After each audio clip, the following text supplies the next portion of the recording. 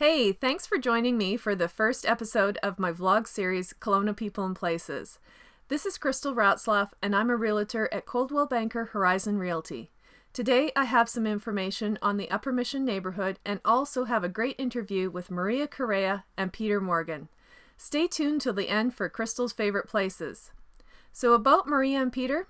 Maria grew up in Oliver, attended post-secondary school in Vancouver in Europe, and eventually wound up in a career in international development.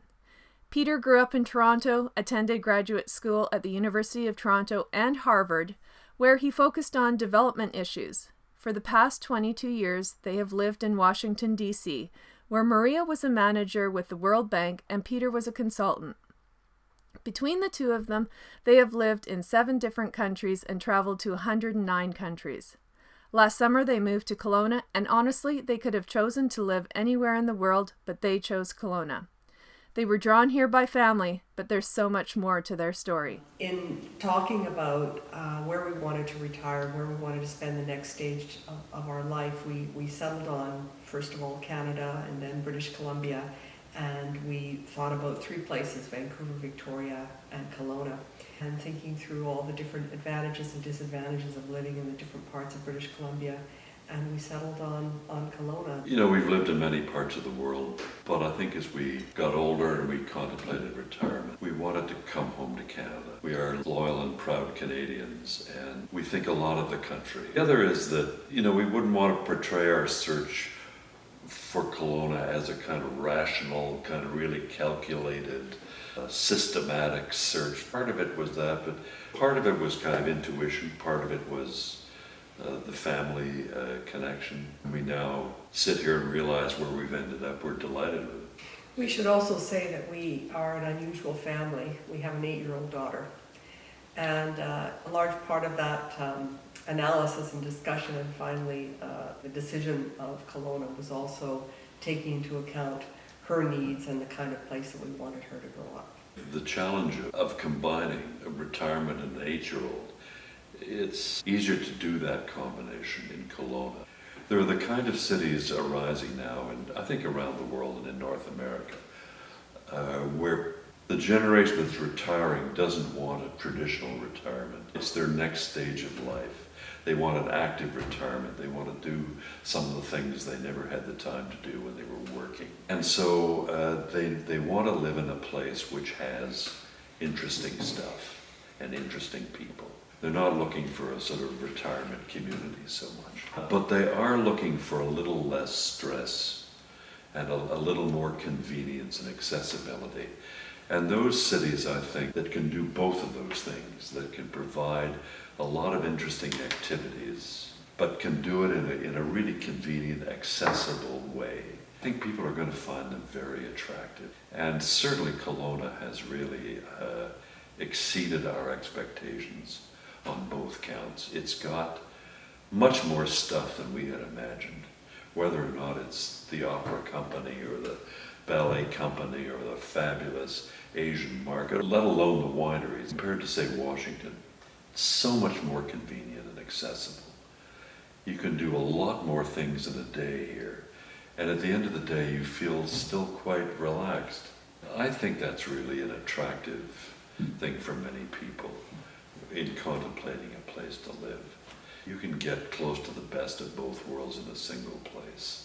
And if that's your desire, then I think places like Kelowna are an excellent choice for you. Another sort of connected aspect of that, and this is maybe part of the small town heritage of Kelowna, I find them extraordinarily pleasant and engaging and charming in Kelowna. I mean, noticeably so, not just a little bit, but to the point where sometimes I burst into laughter because people are so genuine and so engaging. That is different from what you find particularly in big American cities. And it contributes to a sense of relaxation and ease and convenience. You don't have to fight your way through transactions and shopping. My experience at Peter's are different. Our mindsets were different. Peter was very keen to move here. I was reluctant to move here because I considered myself an urbanite and love the smells. Big urbanite. Big urbanite, exactly. big urban. So Vancouver wasn't quite big enough. No, Vancouver, it was not big enough. No, living in a place like Madrid, which was huge, and then Washington, I like the buzz, the noise, the smell, all of that. I really loved, and so I was hesitant. At the back of my mind, I kept thinking, well, if we don't like it, we can always move again. That was the attitude that I came to Kelowna with. It's been, I have to say, a complete surprise, and I'm not just saying this because I'm being interviewed about it. I was completely wrong in terms of how things turned out. The first feeling was one of just relaxation, because we live up here in the Upper Mission. We have this beautiful view of the lake. It's such a tranquil setting. I felt like I was at a spa, or I just felt immediately relaxed. And about a month into after having moved here, people were asking me, well, do I miss Washington? What do I miss about Washington? And frankly, I didn't miss it at all. I had moved from one world to another, and I really liked what Kelowna had to offer in terms of just the tranquil setting. But another important, surprising part was the number of activities that one can engage in. I had been very career focused, so didn't really have any time for hobbies. In fact, when you asked me about hobbies, I had to think, first my thought was, I don't have any hobbies, I just work. But I've been able to take piano lessons, to take voice lessons, horseback riding, skating, and I've become a knitter. It's just the ability to move from this very hectic setting just to a place where, admittedly, we are retired and I don't have to work, but just to have so much accessible to us and wonderful resources. For example, on the music side, Kelowna has Wentworth Music, which is one of the best music schools in Canada, and in fact, I think even in the world, if I'm not mistaken. But the other thing that has been wonderful has been just the ability to make just a range of friends. So my voice teacher is an accomplished opera singer. My skating teacher competed nationally as a men's skating champion. Molly's best friend's mother is a national ski champion. We have developed friendships with our contractor, the owner of Sopa Art Gallery, the head of the design school here at the Design and Technology School. So that was, again, just completely surprising. I expected to move here and just stay in my home and have a very quiet existence, but it's really been the opposite in terms of both the activities that I've been able to engage in and the broad range of friendships and acquaintances that we've been able to make. This has been a real surprise for me, because you automatically think, in the big city, greater range of people whom you can meet. Smaller city, much smaller range of people. And that sounds logical. But in fact, it's worked the other way. Because in the big city, the communities of people are big enough that they can be self-sustaining. You can live in your own bubble in a big city. And we lived in Washington, we lived in an international development bubble. But here in Kelowna, the bubbles are not that big, and they're more interconnected. And you can get access to the opera singer, the figure skater, the artist, in ways that we couldn't do that in Washington. Not nearly as easily, because the people are just not accessible, they're too busy. And our range of friends is actually becoming much greater in Kelowna than it ever was in Washington, which is the reverse of what we thought would happen. It really enriches your life to learn to meet people with very different backgrounds from yours, and to learn what their life experiences are. So that has been a real plus, a real asset of living here. And you know, when I thought of doing these interviews, I thought at first, well, who am I going to interview? And I started thinking about the people I knew, and I had the exact same experience as you. I thought, oh, okay, they're a variety of ages. They're a variety of different backgrounds of how they've grown up. Could be political or religion or what careers. And they're so different. And yet they do all mesh together.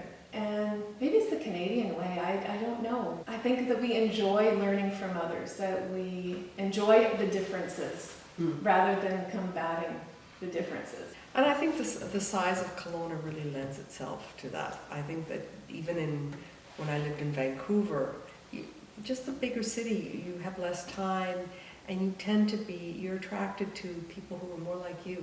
Because you have limited time anyways, and those are the relationships you already have. So I think that's one of the advantages of living in a city the size of Kelowna. You know, if I had a message for anybody thinking about Kelowna, we made the gamble that we could have, based on our previous life, based on living in Washington, we could still come to Kelowna and have a really interesting life. It's proved to be even more true than we had imagined, which accounts, in fact, for the fact that we thought we would last till Christmas before going to Vancouver. We haven't really thought much about it. You can build a life here, regardless of your interests. Obviously, if you like the great outdoors, that's an easy one. But if you're into cultural and other things, there's still enough here for you to have an interesting and satisfying life. Well, I guess my advice would be pre-newcomers. Okay. So before you make your decision, because I was reluctant to come, as I mentioned before. Yes. So for those of you that think, oh no, Kelowna is not the kind of place to live, I would say give it a shot, because I was really pleasantly surprised. Not just surprised, completely proven wrong, embarrassingly so. For somebody who really didn't want to come here. So I would say give it a shot, spend some time here before discarding it, as I would have done had I not been pressed by my husband and family. I would not discard Kelowna because you think there's not enough stuff here. That, I think, it would be a mistake. There's more here than we had imagined, and we are used to living in places which have a lot of stuff. But two other aspects: it's really a healthy place. And not only just in the lack of pollution and the food, but there's a culture here of older people exercising. In the late summer, you drive down the street, there's people on bicycles. It's a very healthy atmosphere. It's also, I think, a very safe place. That's not an insignificant criteria for families with young children or people that have lived in cities with security issues as we did in Washington. And I would say that the final thing is, I think it's a city for the future. And I think as people in Canada tend to move west, and as that generation retires who wants an active lifestyle, and as Kelowna develops its resources like the wineries, its issue is going to be how to manage the diversity and the growth. But I think it will be a quite different and more exciting place in a decade. So for a family who wants to come to a city with not just for themselves, but for their children and for the later generations, I think it's a good choice. I think Kelowna is sufficiently small that for people who want to make a contribution to the city, who want to do more than just enjoy what's here or extract the good things that here, and make things better, not just for themselves, but for others, you've got more of a shot at making a contribution here than I think you would have in a far bigger city where the problems are really huge and the institutions are massive. And I think you can make a difference in Kelowna if you put your mind. So that was the first part of my interview with Peter and Maria. If you want to hear their choices of some of the best establishments in Kelowna, please watch part 2. Their choices are fantastic and insightful, especially considering the exposure they have had to all the world has to offer. Clearly, Peter and Maria have lived exceptional lives, and they had their choice of anywhere in the world to live, but they picked Kelowna. Their interview confirmed what I already knew. Kelowna is amazing, and it's only going to get better. Okay, so moving on. I bet you're focused on the gorgeous view behind me. That's Lake Okanagan, and the city of Kelowna is off in the distance. Presently, I'm in the Upper Mission. When asked about the Upper Mission, the first thing that will probably pop up in people's minds are the views. They are outstanding. The Upper Mission is mostly a residential area interspersed with vineyards, wineries, orchards, beaches, and some great hiking trails. Could it get any better? The housing in this area ranges from townhomes to single family on small or large lots, larger acreages, and of course breathtaking lake frontage homes and estates. The average sales price for a home in the Upper Mission in 2016 was just over $790,000. To give you an idea of the prices today, I reviewed the listings, and lots start just under $300,000. Homes range from just over $550,000 to just under $4.5 million, and lakeshore homes range from $2.3 million to $20 million. If you're considering a move to Kelowna or you have any real estate questions, please give me a call. I'd love to help you. I'm going to close by showing you one of my favorite places in the Upper Mission, Bertram Creek Park. I'll let its beauty do all the talking. Thanks for watching.